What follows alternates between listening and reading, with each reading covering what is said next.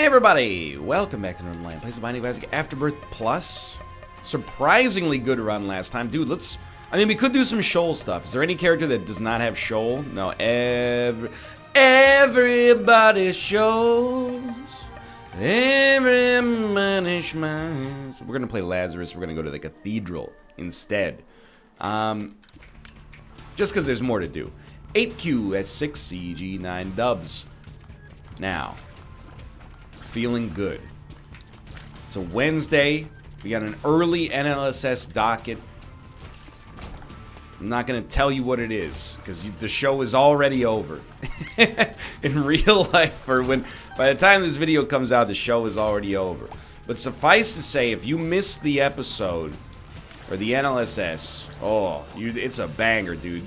Segment 1, we're going to eat a Carolina Reaper. Segment 2, we're going to rank every movie ever released in order from worst to best. And segment 3, Rob is going to use a pair of scissors to cut off his tongue. Not against the terms of service on Twitch. We checked. There was a little asterisk and it said if you're a partner, just have fun. As long as you're having fun, it's not a terms of service breach. Yo, 1 penny. Don't mind if I do. By the way, I am an idiot already. It's the danger of being mid-anecdote, or mid-joke at least, when you're playing as Lazarus. The opportunity to die, come back, then grab Magic Mush, and we would have more damage. We'd have 2 less HP, but more damage, and we'd have 0 luck as well. Is that worth it? The truth of the matter is, we basically won the item room lottery, especially for a first floor. To get an all stats upgrade is amazing. So the fact that we did it slightly incorrectly probably matters, about 2% for our overall enjoyment and also chances of victory. But now I'm gonna have this, ×1 hanging over my head for the whole game. Hopefully. Hopefully we never have to use it. There is an off chance that we would maybe be able to use the Lazarus respawn on this floor. Oh, there's a tinted rock there. Actually, that chance looks better now. What I was thinking is if there's deals with the devil. Oh my god, dude, Guppy's head. I feel bad because we're taking Guppy's head so frequently, but I also feel fine because it's very good. So what do we want on this floor to make the Lazarus dream, as high yield as possible? Well, I would want to see... Really? I guess we should have looked and noticed that it didn't border the room. That would have made that appropriate, but... Ooh, very dangerous. I would like to see a deal with the devil with many, many, many options. And I would also love to see the blood bag here. That way we could take a bunch of deals. Whether good or otherwise, we might as well take them for free. And there's our blood bag. And then... kill ourselves on the deal with the devil or soon after. Grab the blood bag. Magic Mush will still propagate its all stats up out after that. We haven't been to our item room yet, so we're shouldn't have spent that key maybe. But let's see what we got here first. Little Horn. Most dangerous enemy here is the fire. The one that can shoot at us, so I'm glad we extinguished that. Hopefully we can just get this guy to locomote himself over there, and that was very, very easy.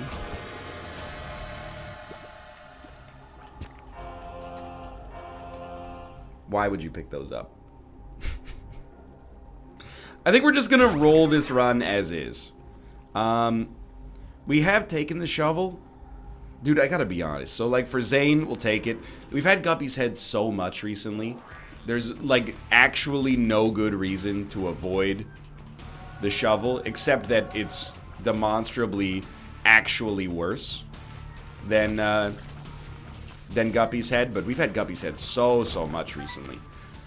Now, I'm gonna do my all on this floor, because despite getting a lot of really, really great items, we are still bereft of the item room, mostly because I opened a golden chest like a fool. Now, for giving up Guppy, for giving up Guppy's head, I should say, if we could become Guppy, I'd consider that a fair and equitable trade.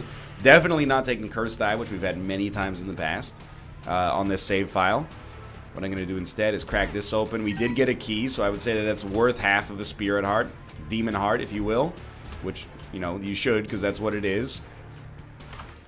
And, ooh, I love it. Monstro's Lung. I will take this every time. Nobody out there is complaining about Monstro's Lung, right? If you have a problem with Monstro's Lung, this is your judgment-free opportunity to say your piece. I can't believe, like, I literally, I'll be straight up with you. Of course, I heard Hakuna Matata about 100,000 times growing up. I was 6 years old in 1994 when The Lion King came out. I saw it in theaters. The death of Mufasa was probably the last time I cried between the age of like 6 and 12. There was like a 6-year period where I can't remember crying. That hurts right there. I guess we might as well go to our curse room then. But, you know, if you didn't cry when you saw Mufasa die and you were of the right age, how did we not get hit on the way in? Either way. Then I'm inclined to say, like, please exit the job interview, because you seem like a human being with no emotions and no soul. And we don't want you working here at Circuit City. Now, after the age of 12, I don't think I heard Hakuna Matata at all until I went to university. And then if you've never lived in the dorms, when young adults discover alcohol, there's about a 1-year period where they essentially, every time they drink, they become 10 years old again. And they're like, you know, let's get down to business to defeat. You know, every time a single wine cooler gets sipped on, you're going to be listening to Disney tracks, depending on the crowd you roll with. As you can tell, I was kind of a gangster. But I haven't heard it, I mean, my freshman year of college is like 12 years ago.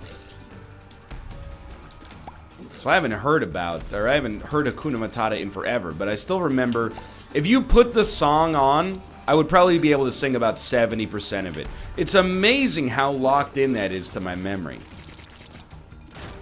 9% deal with the devil chance. Look, I wasn't holding out a whole lot of hope there. It's amazing how good your brain is at some things when you're a child and how bad it is at others. Like, I think people are under the impression, and again, I'm not a cognitive scientist, that your brain gets worse as you get older, and in some ways that's probably true. You know, the most common example people use, harder to learn a language. That's probably true. I can't say whether or not it is, and if you're saying it and you're not, like, working in the field, I think you're kind of, you know, using somebody else's research to draw your own conclusion on that one, but I believe that that's probably the case. You know, memory gets worse, especially for, like, fine details. I've still got a pretty good memory, but, you know, I find that, weirdly enough, the stuff that I learned when I was younger sticks in my memory better than stuff that I've learned now that I'm older. It's like it got baked in there, in the kiln of memory. But people who are like, you know, your brain just gets worse as you get older, full stop, nah, man. Kids are very, very dumb. Their brains are good. You know what it is? It's like a high-performance automobile, bad driver. Kind of a controversial thing to say, maybe.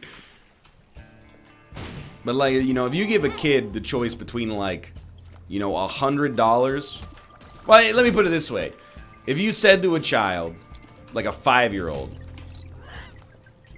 we'll give you a house when you're 18 years old, or a scoop of ice cream now, what do you think the findings would be? I don't think 100% of the 5-year-olds are gonna do the ice cream. I think there will be 5-year-olds that are like, you know, this is free of parental advisement as well. I think some 5-year-olds would be like, the house sounds cool, I'll decorate it and blah, blah, blah. Or, dude, those 5-year-olds, good head on your shoulders. When I was 5, I actually could have seen myself being the house type, but only because I don't like ice cream that much. If you offered me like a bag of potato chips now, or a house when I turned 18, I would probably take the bag of potato chips at the time, because I would have been like, don't they just give you a house when you turn 18? Oh, little did you know. Anyway, They got a brain that, you know, if you drop them in the center of Paris, France, they would speak fluent French within like 18 months. But if you said, hey, we'll give you $1 million in 10 years or $100 now, what would you prefer? I think most of them would probably say, I'll take $100 now. There's something I want to buy now. I don't know, I could be dead in 10 years. I'll take you up on that offer any day of the week. And you know what's emblematic of that? Is like the way people, when I was a kid, it was like, and I mean, this will illuminate for you that I didn't necessarily grow up under the worst of circumstances. I've never pretended that I have, but you know, sometimes it would be like your friend's birthday over the weekend, you'd come to school and you'd be like, what'd you get? I know you wanted siphon filter. Or siphon filter. What'd you get? And we'd go, yeah, my mom bought me siphon filter. My grandma put $250 into a trust fund I can't access until I go to college. You're like, boo! Grandma sucks. No, grandma is a genius. That's, I mean, it's not really a fun gift, but that's a great gift. Originally I was gonna spare you the banal minutia, but it actually seems like it would probably be, you know, part of my character at the very least to mention that, hey, if you're 10 years old and you put, you know, $250 into a trust fund invested to track the performance of the S&P 500 over 7 years, you'd expect it to double. You got $500 when you go off to college. That could pay for a single course. That's a pretty nice gift. Pay for a single college course, and all you gotta do is not spend it and keep being, you know, 10 to 18 years old, which is one of the easiest jobs on the planet for most people. That's a pretty good gift.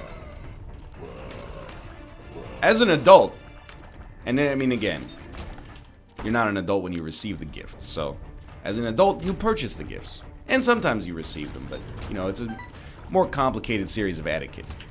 As a kid, you're just expected to say thank you, and regardless of how you feel about it, that's your bare minimum responsibility. Anyway, what I was gonna say is, as an adult, if someone was like, you know, hey, for your birthday, I put $500 into your bank account, you would be like, oh my god, that's incredible, thank you so much. You wouldn't be like, I wanted a $50 pinball table from Toys R Us that I'd use twice. I didn't want $250 later, or $500 later. Anyway, you get the idea. That's what I'm saying. Kids, great brains, bad pilots. That's just like, you know, the thing, you got to learn how to be a pilot. You just, anybody can get behind the wheel of a Ferrari.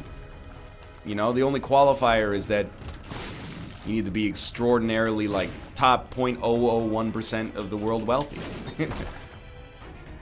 Or go to one of those places that's like, hey, you can drive a Ferrari for an hour and it's only $300. Which, if you love that stuff, more power to you. I was gonna say that seems like an incredible waste of money, and it would be for me, because I would just be driving the Ferrari at, like, you know, leisurely road speeds, being like, oh, the leather seats are very nice. I don't know if I've ever done this. I love this fight right now, though. That was a dream come true. Oh, absolutely. We're going for broke on this one. We're on Necropolis 1 already? That's absurd. But if you're like, you know, if someone, when I was in the throes of X-Plane, and I've kind of gotten out of the throes of X-Plane, and I'll explain why. It's very simple. I started playing other games, for one. F1 has been a great time. NHL. I don't know if I like that game. I think that game makes me a worse person, but I feel compelled to play it regardless. But the other thing is that I kind of learned how to land in X-Plane, and then I just went, well, I beat the final boss. I'm done. And then the other thing is you can learn how to fly new planes, you can fly to new airports, but those are, like, really expensive in the game. It's the classic, like, you know, you have a niche product. It's not going to be really massively appealing. It's not going to have mass appeal is what I mean to say. So, you know, you release an airplane in it, you got to charge like $45 for a single airplane. I understand the economics of it. I'm just saying I'm not all in for it. But yeah, when I was in the throes of X-Plane, if someone was like, hey, for your birthday I got you like a $300, you know, you'd fly in a Cessna and he would let you touch the joystick for 10 seconds. I would have been like, this is the greatest gift I've ever received. So I get it.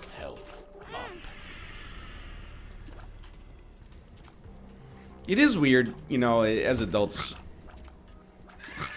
I don't understand gift buying. I talk about it probably once a year, like when Christmas rolls around. Spousal gifts, very happy, okay? It's like the buys. It's an opportunity to do something nice and also, you know, like strengthen your bond with your spouse or your partner. You know, if you're like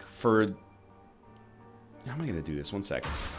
Pop this, grab this. Okay, let's just try that out once and see if we get super lucky.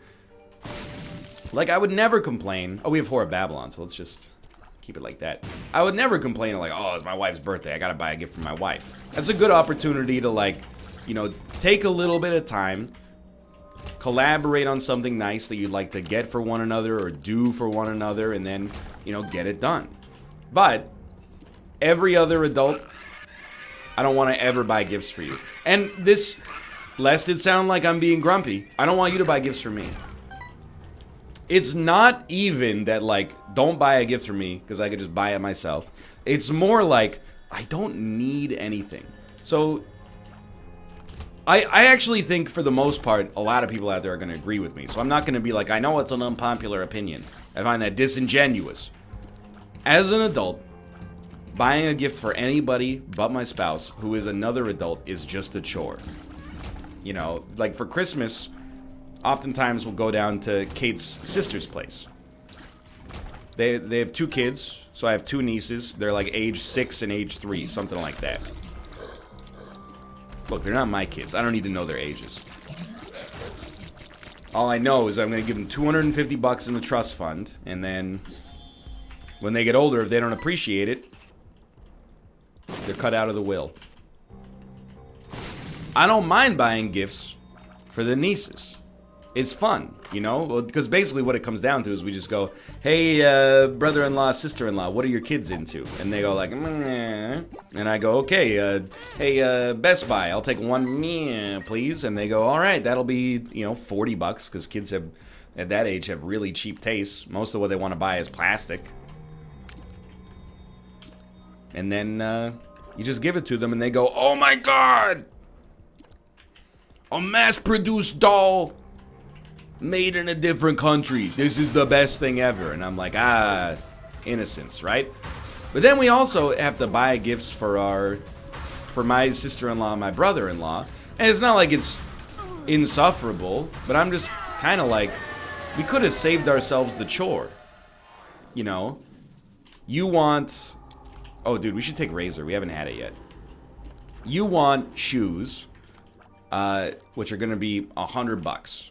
I think we want, oh, Halo's pretty good, though. I'm going to take 2020 for damage.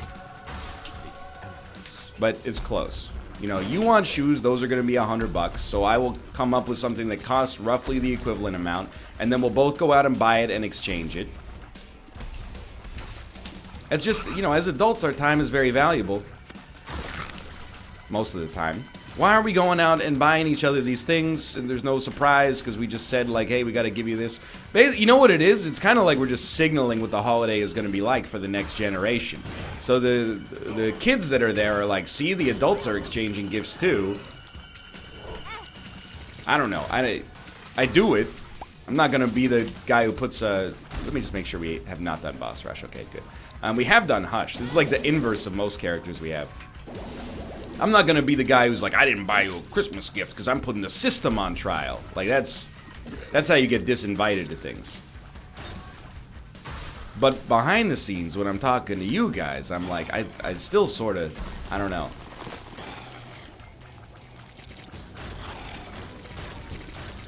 I don't get it. Is it nice? I don't know. The way maybe it is. If you like receiving gifts, I guess this is just the fundamental difference, is that someone who doesn't like receiving gifts, it all seems like a big waste of time. You're like, hey, you told me what to buy you, and I bought it, and then I also bought some paper and some Scotch tape, and I wrapped it up and gave it to you. And then you did exactly the same thing for me. It's like we're needlessly just keeping the wrapping paper industry in business. It's like we've made it a public industry. It's like, oh, you didn't put this in wrapping paper? What, do you not love me? Well, it's true. brother-in-law and sister-in-law. You know, I like you, but we're basically just, you know, I'm on the outside of the family looking in for you guys. You know, if you're in trouble, I'll help you. It's not like I'm gonna be like, oh, who's that? Never seen you before in my life, but you know, I'm not buying the gift for you because I'm like, oh, I really want to do something nice for my brother-in-law and sister-in-law. It's more like, you know, I'll buy them a gift, they buy me a gift, we're family. That's what family does. They cook a meal for one another, and once a year they buy something that the other party told them that they wanted, and then you see them, you know, 3 months from now for Easter. I feel the same way, by the way. I feel the same way about my birthday. That's even, like, my innate kind of resistance to other people's, yo, let's go, generosity, even extends to, like, Twitch culture. Is the reason, like, I don't incentivize donations. There's two reasons, okay? One of which is that I'm doing alright, and I would feel weird to, like, try to convince people to give me their money when I'm not in a terrible place. Like, that still feels weird to me, even though I understand it is also just kind of part and parcel with the Twitch culture. And the other thing is, you know, a subscription is kind of like a donation, but it's worth something. You get emotes. Hello. Love you.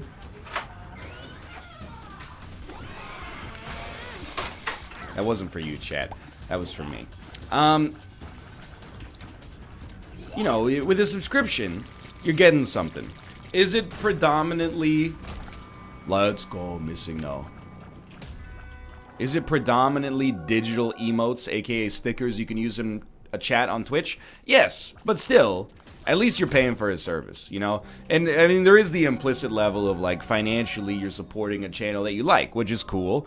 But I would never want to, you know, push the idea... You know what? We're... Lazarus. Let's go for Dark Bum here. With Gimpy, it's a great combination, so I'm hoping we can at least get some Spirit Hearts here to get things started. In theory, we could also... watch this, watch this. Your boy is actually a genius. No, we can't let him drop these. We die, get teleported out. Don't drop him.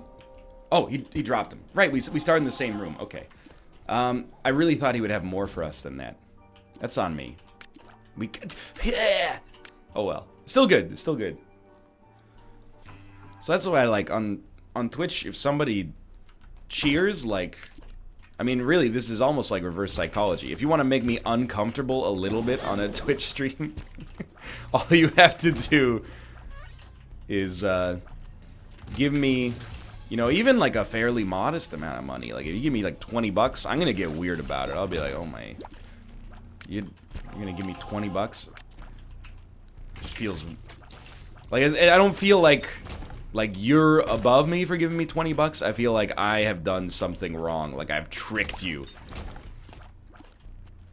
By giving you content that you felt compelled to support for whatever reason. It's like, I've executed a great con. And I feel like, almost like a guilt inside of my stomach. But Twitch is weird like that, man. You idiot! Because, you know, I have financially supported content that I have enjoyed. Dude, our damage is so friggin' good. Yeah, grab it. But... there are levels of, like, you know, at this point, I think we just want to head to Krampus. There are levels at which, like, the generosity seems too much, and you almost want to, like, pull someone aside and be like, are you okay? And sometimes, they're like, yeah, I'm okay, I'm just really rich. And you're like, okay, that's really cool. Congratulations. And also, thank you. And sometimes they're like, yeah, I'm okay, I just really love your stuff. And I'm like, okay, that's cool, but stop. It's not that I don't appreciate it, I really do.